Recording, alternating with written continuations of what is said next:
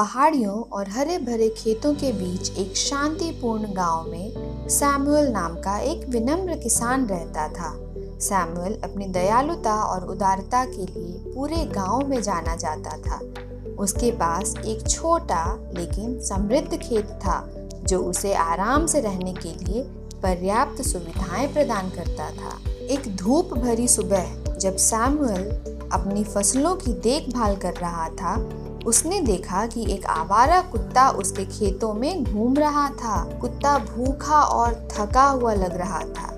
बिना कुछ सोचे समझे सैमुअल कुत्ते के लिए एक कटोरा पानी और कुछ खाना लेकर आया।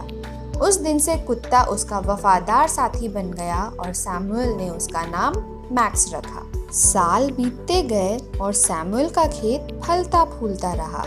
उसके खेतों में भरपूर फसल होती थी और उसके जानवर स्वस्थ थे और उनकी देखभाल अच्छी तरह से की जाती थी। सैमुअल ने उन कम भाग्यशाली लोगों के साथ अपना आशीर्वाद साझा करने में कभी संकोच नहीं किया। वह अक्सर अपनी फसल का एक हिस्सा उन ग्रामीणों को दान करते थे जो संघर्ष करते थे या जरूरतमंद थे। एक वर्ष गांव में भयंकर सूखा पड़ा। फसलें सूख गईं और ग्रामीणों के सामने भूखे रहने की नौबत आ गई। सैमुअल का एक खेत सूखे के प्रभाव से अछूता नहीं था, लेकिन फिर भी उसके पास अन्य से कहीं अधिक था। बिना कुछ सोचे समझे सैमुअल ने अपने खलिहान के दरवाजे खोल दिए और ग्रामीणों को उसकी घटती आपूर्ति से अपनी जरूरत की चीजें लेने की अनुमति दे दी। सैमुअल के निस्वार्थ की बात दूर दूर तक फैल गई। पड़ोसी गांव से लोग उस उल्लेखनीय किसान को देखने आए जिसने बदले में कुछ भी उम्मीद किए बिना दान दिया।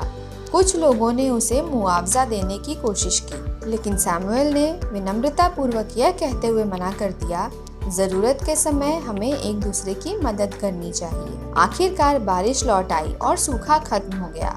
जैसे ही गांव ठीक हुआ और जीवन सामान्य हो गया, ग्रामीणों का एक समूह सैमुअल के प्रति अपना आभार व्यक्त करने के लिए एकत्र हुआ। उन्होंने सराहना के प्रतीक के रूप में उन्हें दुर्लभ और विदेशी पौधों के बीज उपहार में दिए। मुस्कुराते हुए सैमुअल ने बीज स्वीकार कर लिया और उन्हें अपने खेत में उगाना शुरू कर दिया। जल्द ही उनकी भूमि जीवंत रंगों और अद्वितीय सुगंधों से भरे एक लुभावने बगीचे में बदल गई। सैमुअल द्वारा संजोई गई सुंदरता की प्रशंसा करने के लिए चारों ओर से ग्रामीण और यात्री आए। जैसे जैसे समय बीतता गया, एक परोपकारी किसान के रूप में सैमुअल की प्रसिद्धि और भी बढ़ गई। उनका फार्म उदारता का प्रतीक बन गया और लोग उनसे सीखने के लिए दूर दूर तक यात्रा करने लगे। सैमुअल ने अपना ज्ञान साझा करना जारी रखा और दूसरों को जमीन और एक दूसरे की देखभाल करना सिखाया। अपने कार्यों के माध्यम से सैमुअल ने गांव और दुनिया को एक मूल्यवान सबक सिखाया।